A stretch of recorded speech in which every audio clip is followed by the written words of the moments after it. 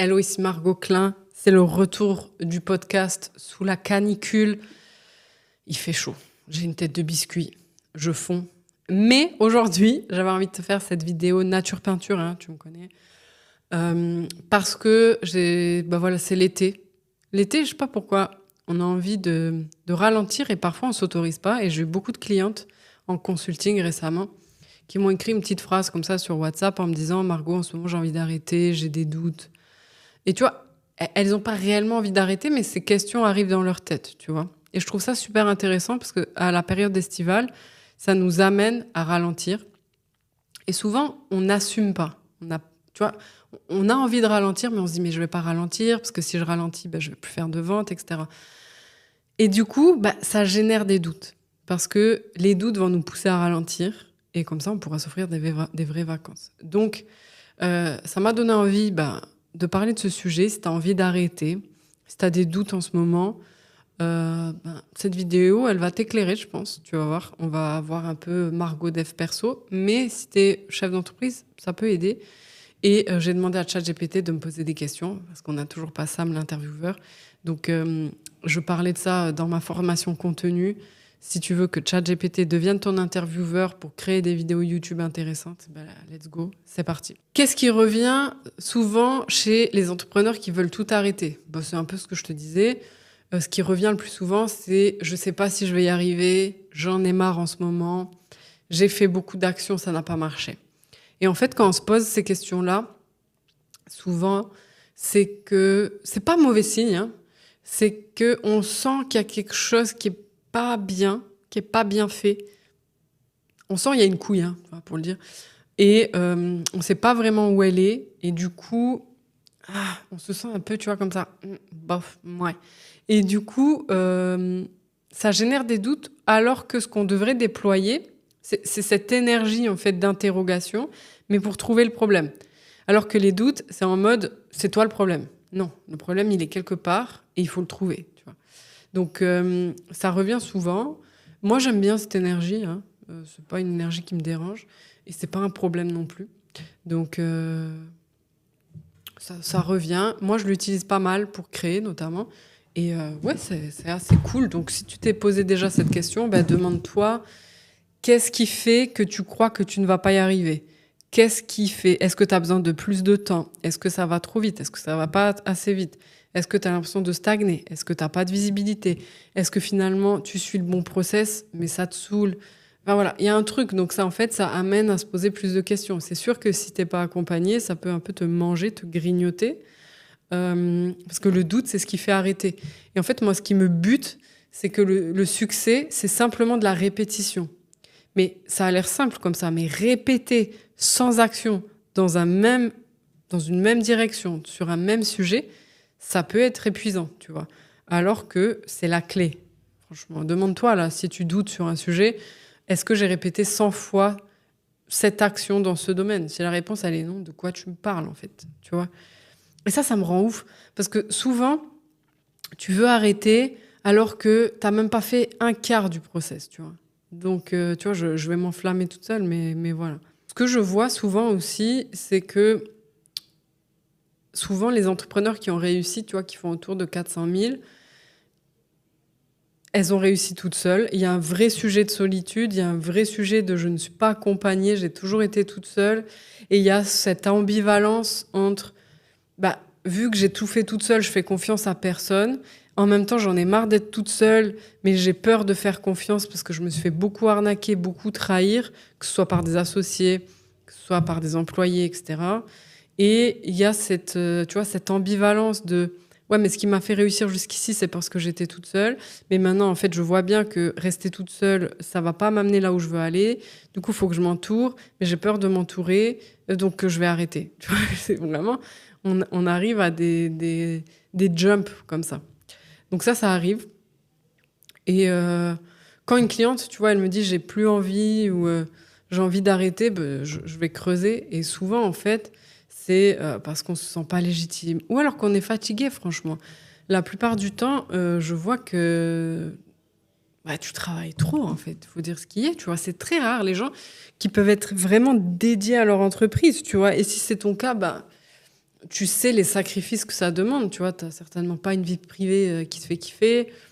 Voilà, certainement qu'il y a beaucoup de sacrifices de ce côté-là, mais si t'as pas envie de te dédier à 100% et sacrifier ta vie perso, accepte que tu vas aller plus lentement, tu vois. Et ça, c'est OK aussi d'aller plus lentement. Si tu veux partir un mois en vacances, tu vas avoir moins de résultats, ça va être plus lent que si tu étais dédié H24 à ton business.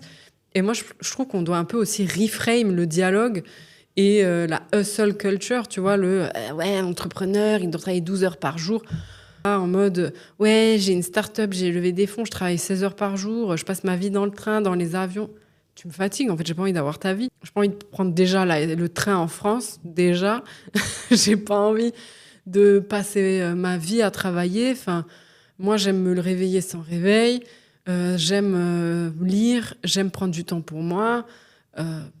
Voilà, enfin, je veux dire, mon business, il est là pour me servir aussi, tu vois. Donc, oui, je me dédie à mon business, mais il faut que mon business, il me serve. Donc, il faut aussi interroger pourquoi ton business, il est là aujourd'hui. Et souvent, tu vois, quand on commence, notre business, il a une utilité. Au début, c'est pour nous sortir de la merde, ou c'est pour gagner de l'argent, ou c'est pour sortir vraiment d'une situation, c'est pour réussir. Des fois, c'est pour la fame. Enfin, peu importe ces raisons, toutes ces raisons sont valables. Mais si c'est pour gagner de l'argent, la plupart du temps, on commence tous comme ça parce qu'on veut de l'argent, on travaille à fond. Tu vois, moi, j'ai passé 10 ans à travailler comme une malade et ça m'allait de 20 ans à 30 ans. Maintenant, je suis dans une période où je veux que mon business, il travaille pour moi, tu vois, où je veux qu'il me fasse de l'argent, je veux qu'il me fasse du temps, je veux créer des business avec des gens que j'aime. Maintenant, je suis dans aussi une phase où je veux propulser d'autres marques. J'ai plein de clients que je propulse, personne ne sait que je les propulse et c'est trop agréable, tu vois. Ils me payent pour que je rende leur marque célèbre, que j'attire des nouveaux clients pour eux et personne ne sait que c'est moi et j'adore, tu vois. Donc, c'est aussi des différentes phases comme ça. Donc, c'est important. Et quand on a des doutes ou on a envie d'arrêter, demande-toi qu'est-ce qui te semble impossible à accomplir là, maintenant, tout de suite. Souvent, ça vient de là, tu vois. Souvent, ça vient de l'objectif que tu essayes d'atteindre, il te semble impossible là, aujourd'hui, avec les actions que tu fais. Et d'ailleurs, moi, je trouve que fixer des objectifs, j'ai arrêté de faire ça. Se fixer des objectifs, c'est de la merde en barre. Se fixer des objectifs, c'est vraiment se programmer pour l'échec. Ça marche plus. C'est vintage, en fait. Les objectifs, c'est de la merde. C'est Jean-Claude, coach mindset, qui te dit ça, ça ne marche pas. En fait, ce qui marche, c'est regarde là où tu veux aller. Oui, il faut une direction, c'est-à-dire qu'est-ce que tu veux. Tu veux quoi ? Tu veux quoi comme vie ? Tu sais, une image, une big picture. Et en fonction de ça, tu regardes les actions que tu peux faire aujourd'hui. Les actions qui sont sustainable, qui sont maintenables aujourd'hui. Et tu regardes quelles actions tu peux répéter assez longtemps. Et si tu les répètes assez longtemps, ça va te donner quel objectif ? Tu vois, donc de reframe les objectifs et reverse, tu vois. Je dis trop de mots en anglais, c'est abusé. Reverse vraiment le processus d'objectif. Donc moi, je regarde quelle action je peux répéter assez longtemps. Et si je répète assez longtemps, ça va me donner quel objectif ? Et faire ça, c'est organique, tu vois. Parce que vraiment, se fixer des objectifs, c'est ce setup à la failure, à l'échec, vraiment. C'est arrête de te fixer des objectifs. Si tu continues, tu vas faire un burn-out. On ne marche plus comme ça. Donc arrêtons les objectifs. Et si ton business, il dépend encore de ton humeur, c'est-à-dire que si les résultats de ton business, ils fluctuent en fonction de tes émotions et ton humeur, je suis désolée de te dire que t'as pas un business, d'accord ? T'as un truc un peu bancal qui te rapporte de l'argent. Parce qu'aujourd'hui, un business, c'est un système.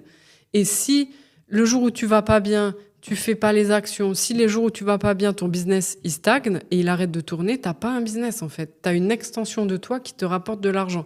Et si toi, tu vas pas bien, il y a pas d'argent. Si toi, tu vas pas bien, il y a pas de business qui tourne. Donc ça, c'est pas un business. Au mieux, c'est un job de freelance. Et ça me fait penser que on cherche...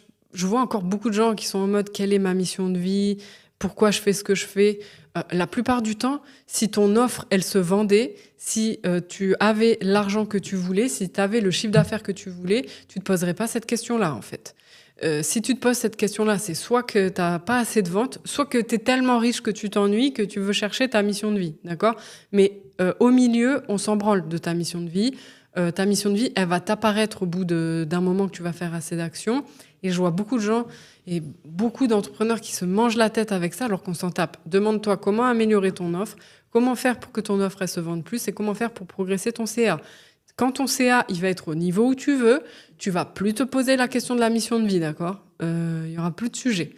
Idem, souvent tu te demandes oui mais pourquoi c'est ma famille, je gagne pas assez d'argent parce que j'ai des traumas familiaux, parce que c'est mon transgénérationnel.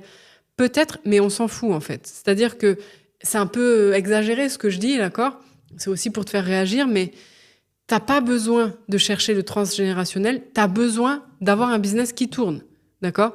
Si ton business y tournait, tu ne me casserais pas la tête avec ton human design, ni avec tes annales akashiques, d'accord ?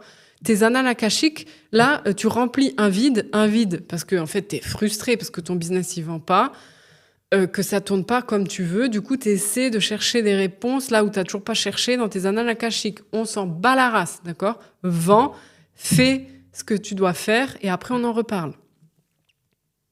Et souvent, on a envie d'arrêter parce qu'on est allé chercher trop loin. Et pourquoi ? On s'en fout de pourquoi. Tu vois, c'est comme si quelqu'un vient te poignarde et tu dis mais pourquoi il m'a poignardé ? On s'en bat la race, d'accord ? Pourquoi il t'a poignardé ? D'accord ? Il faut juste soigner la blessure, aller en sécurité. Pourquoi quelqu'un te fait du mal ? On s'en branle. Pourquoi tu n'arrives pas à gagner de l'argent ? Parce que ta famille, on s'en branle. Cherche une solution. Mets-toi en sécurité. Vraiment, ça j'insiste, tu vois, je m'enflamme tellement, là, je bug sur les mots, mais tu vois. Et souvent, on me dit, oui, mais Margot, j'ai fait ça n'a pas marché. Non, c'est pas que ça ne marche pas, c'est que tu n'as pas fait sans action, sans répétition de cette même procédure, de cette même stratégie. Quand on me dit, oui, mon contenu, il marche pas, est-ce que tu as publié 100 réels, 100 jours d'affilée ? D'accord ? Si la réponse, elle est non, je veux même pas en entendre parler, en fait. C'est tout. Par contre, il y a un truc qui est réel. Si tu as publié 100 contenus, 100 réels, 100 jours d'affilée, ça ne marche pas. Alors là, il faut s'inquiéter dans le sens où ton contenu, il est pas bon. Et il faut payer quelqu'un. Et là, j'insiste, je suis catégorique. Tu payes quelqu'un qui fait du bon contenu pour toi au lieu de tourner en rond. Parce que là, c'est catastrophique. Donc voilà, un autre truc aussi qui pousse, je vois les gens arrêter, c'est qu'ils disent « Oui, mais moi, je veux la liberté, je veux être libre. C'est ma valeur première. » Moi aussi, c'est ma valeur première, la liberté. Je pense que tous les humains, ils veulent être libres. On a compris que pour être libre, il faut de l'argent, hein, d'accord ? Attendez, les sadhgurus là, qui arrivent, qui disent « La liberté, elle est à l'intérieur. » Oui, Jean Sadhguru, la liberté, elle est à l'intérieur. Mais si tu n'as pas d'argent dans ce monde, tu vas être obligé de avoir un patron qui te fait chier, qui te dit à quelle heure tu commences, à quelle heure tu finis. Si tu n'as pas d'argent, tu vas devoir obéir à des gens à qui tu ne veux pas obéir, d'accord ? Donc aujourd'hui, l'argent, c'est ton pass, ton golden pass vers la liberté le plus sûr. Alors après, tu peux avoir de l'argent et toujours pas être libre, ça c'est vrai, mais ça fait quand même une bonne partie du travail, hein. Donc, si tu veux la liberté, il faut comprendre que la liberté, ça a un prix, et le prix, c'est la constance, la consistance, la répétition, l'engagement. C'est-à-dire que tu ne peux pas être libre si tu ne t'es pas engagé. Si tu ne t'es pas... Et je sais que ça peut être un peu ambivalent. Tu dis, attends, la liberté, c'est faire ce que je veux. Non, en fait, la liberté, c'est de faire ce qui est nécessaire, pas de faire ce que tu veux. Ça, si tu dis, la liberté, c'est de faire ce que je veux, t'es une bratte, t'as rien compris, tu vas partir dans tous les sens et te disperser. La liberté, c'est s'engager dans une direction, faire ce qui est nécessaire et s'y tenir. Tu fais ça 100 jours d'affilée, je peux te garantir que tu vas te sentir beaucoup plus libre à la fin. Donc la liberté, c'est choisir dans quoi t'engager. Et c'est pas subir dans quoi tu t'engages. Et souvent, quand tu subis dans quoi tu t'engages, c'est ce qui fait aussi que tu vas avoir envie d'arrêter, ce qui est logique. Et c'est une bonne décision dans ce cas-là.